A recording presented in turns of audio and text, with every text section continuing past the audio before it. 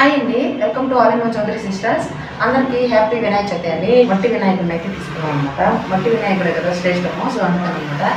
ఇంకా ఈ కట్టలోనే అన్నీ ఉన్నాయి మనకు కావాల్సినవన్నీ. అంటే మామిడాకు, ఇంకా ఇవే అంటారు కరబోయేది అంటారు, ఇల్లేడాకు, అలాగే మారేడాకు, నేరేడాకు, అలాగే ఏంది ఇదేదో ఉంది తొమ్మిదో ఏందో మరి ఇది మామిడాకు, మొగల రేఖ ఆకు అనమాట. ఇప్పుడు పూజ అయితే స్టార్ట్ చేసేయాలి. వచ్చేసి పసుపు కుంకుమ పెట్టేద్దాము. అంటే నేనైతే కడగలేదు, అంటే మట్టి బొమ్మ కదా, కడగచ్చు కడగకూడదు అని వినాయక స్వామికి విభూతి రేఖలో గీసి అట్లా పెడతారనమాట. విభూతి అంటారు కదా, అది గీసి పెడతారు. విభూతి అయితే తెప్పలేదు కాబట్టి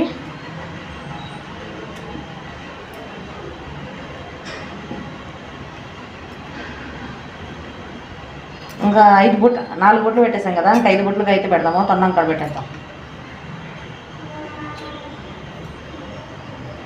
ఇప్పుడు వచ్చేసి పప్పు సుక్కీలు అయితే జరుగుతూ ఉన్నాయి. నాకు లోపల స్టఫ్ అంటే ఎక్కువ ఇష్టము. నాకు ఇక దేవుడు కూడా ఇష్టమే ఉంటుంది, ఎందుకంటే స్టఫ్లు అనేది చాలా మందికి ఎక్కువ అంటే ఇష్టమే కదా, దేవుడు కూడా ఇష్టపడతారు. ఇంకా తర్వాత మొదలెట్టి చేసుకొని ఇలా బోండాలు లాగేస్తాము.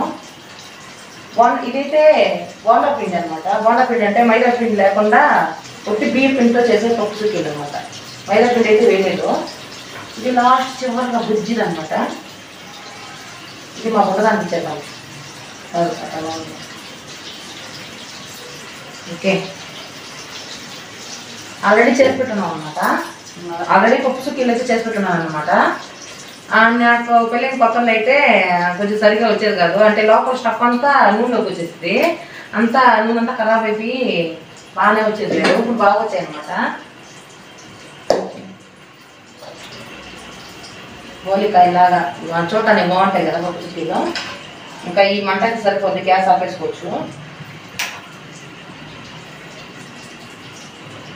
ఈ కలర్ వచ్చేయాలన్నమాట. అంటే పైన కోటింగ్ తక్కువ కోటింగ్ కదా, సో కొంచెం తొందరగానే తీసేసుకోవచ్చు. పప్పు అనేది మనం ఆల్రెడీ ఉడకబెట్టున్నాం కదా, పచ్చిశనగ పప్పుని, సో ఎక్కువ ఏమి ఉడకలేదు.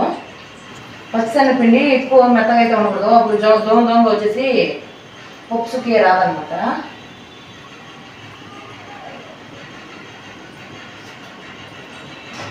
అయిపోయి కొంచెం